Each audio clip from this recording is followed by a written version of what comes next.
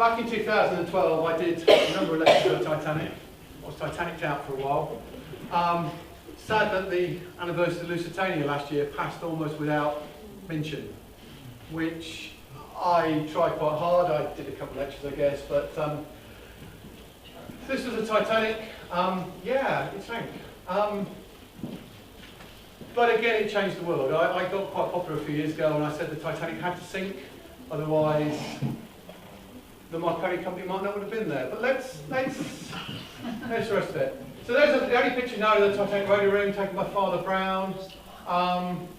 There is a Marconi radio. All the equipment there came out of this building here. That's the important thing to say. There is John Jack Phillips. There's Harold McBride, the two wireless operators. Phillips on the big pag over there.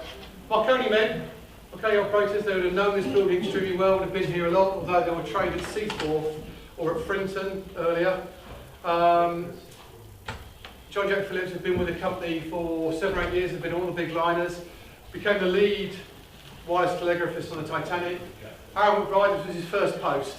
That was a difficult one.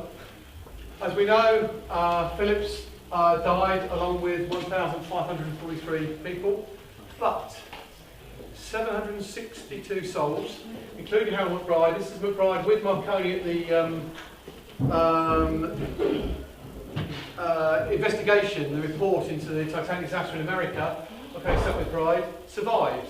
And the only reason he survived was because of Marconi equipment. Built at Hall Street. Otherwise, everybody would have lost at sea. They were 1,000 miles offshore.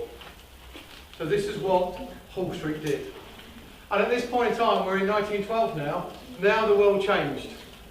That we are effectively at a point in history whereby they've just decided that every ship over 500 tons have to have a wireless set. Not necessarily a Marconi one, but pretty much that's where we're going. So this is the equipment on board the Titanic supership, the Olympic. It's a better photograph, but you can still see Fleming's Mortal Tuna. That was built in this room. 1912, the world changed. Marconi became world famous for the 3rd or 4th time. They forgot about it, then they remembered again. Many hearts bless you today, sir. The world debt to you grows fast. Marconi basically now had the impetus and the order. He'd already equipped the entire Royal Navy with vessels. I guess we've got to get through to New Street. Hall Street was now massively overloaded. You've seen some of the equipment we made, Mortal Tunas, the demand. He'd equipped the entire Royal Navy, 152 vessels. He was getting orders from all over the world. He put stations in Hawaii, in Tonga, in remote Australian islands. The breadth and reach of the Marconi company was phenomenal, and it all came out of here. There was nowhere else building wireless equipment in the world. In another bold move, and still with the company in perilous financial trouble, because he construed of the plan to make New Street before the Titanic sank. So he threw everything he had, borrowed money left, right, and centre to build the world's first purpose-built wires factory. And this was to be a city. This was raw materials in this end, finished wire sets at the other one with his own trailing line. This was on a scale 100 times bigger than Hall Street. The Titanic was sank. New Street, by the end of 1912, was already at capacity, if not overloaded. And in 1913, Marconi's investors, who had sat with him patiently since the company was formed in 1897, got their first dividend on their shares. They'd only had to wait 16 years. So anybody who believes that Marconi had an easy ride with the company would be misguided. So this is the Marconi New Street Works. It's a whole different lecture, but I think we have to recognise that this came from where we are now. This changed the lives of hundreds of thousands of Chelmsfordians, that's probably the right word, yeah, and Essex people. And if you take a view across the 63 Marconi sites that Tony and I identified a few years ago, of which only 2 survive.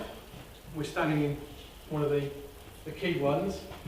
I mean, this dominated the next 90 years, 100 years of electronics, radio and engineering. So in this factory, out of the work that came at Hall Street, you have the birth of British broadcasting, And some people coming to a talk I'm doing in a couple of weeks' time that. The birth of radar, the birth of television, the same engineers that did Whittle did broadcasting Ashbridge and Kirk worked on that, FM radio, the first Bomber Command radio sets, the TR-9 Spitfires, out of this, the first computers, and there's a book on New Street that I did a few years ago, the rest of it. So all that could not have occurred unless what had happened at Hall Street had happened.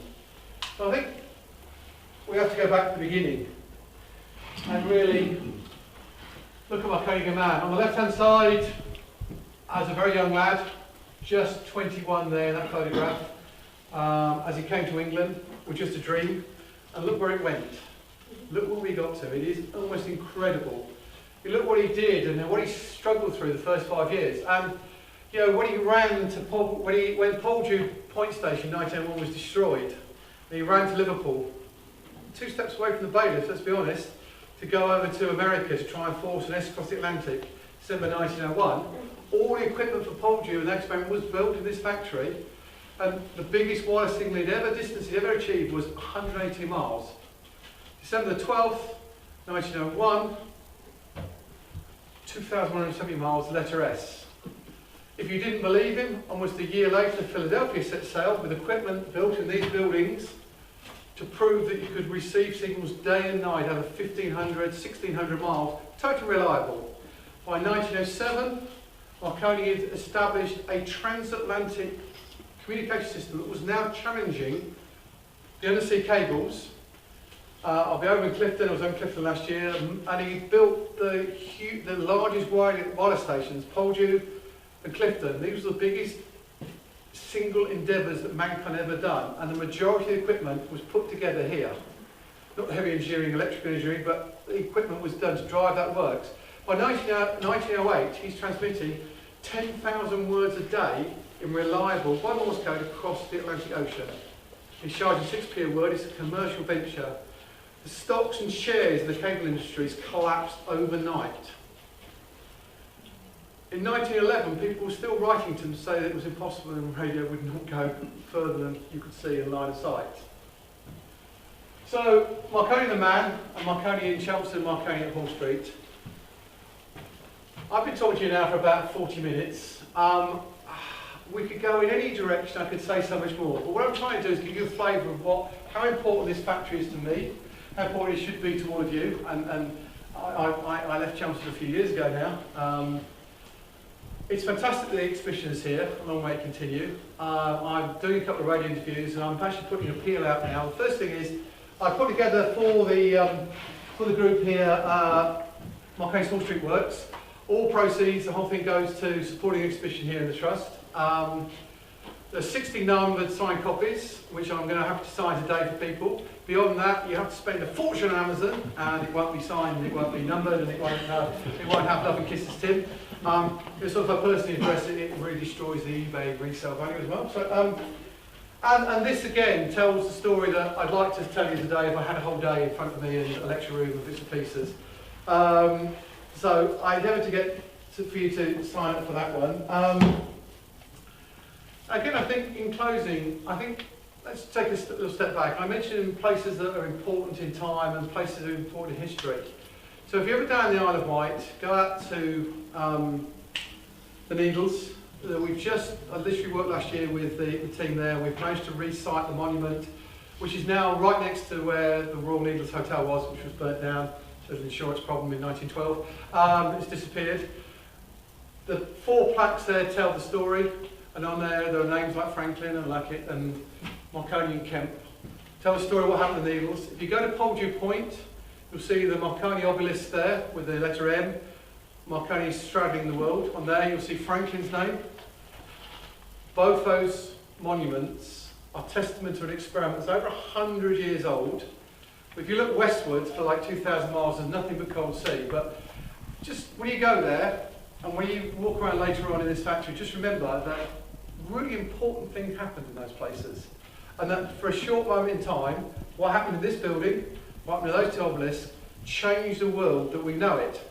And I was talking to someone earlier, if you look back in history, you could throw 100 names at me and I'd argue that very, very few of them you know, making the invention of the printing press was, you know, that's quite impressive. But the work that Marconi did and the development work was done here, and the huge rapid expansion of a rapid development of technologies from the crude galena, the crude crystal, the crude coherer, the crystal set, to the Marconi magnetic tuner, which was a beautiful piece of many, and that didn't go out of fashion until 1919. So every British warship, every military foe of the First World War, and again, let me just throw this at you.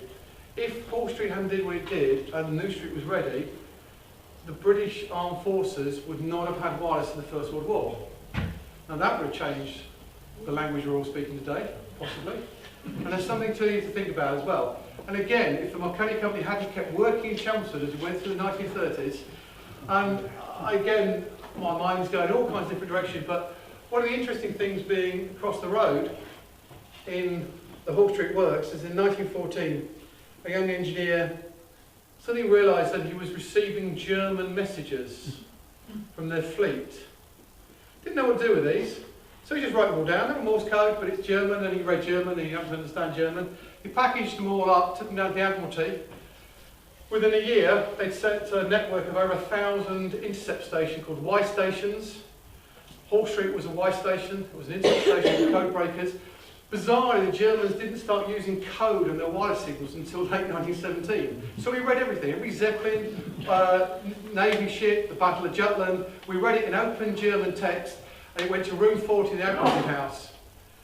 That system and technology became the Y stations and intercept stations in World War II, and became Bletchley Park. So again, that came out of the work that was done here. And the first thing saying, what should we do with these German messages? And that was also linked with all the radio amateurs across the country who came together. And again, they're unsung heroes. The majority of using Marconi equipment built in Hall Street.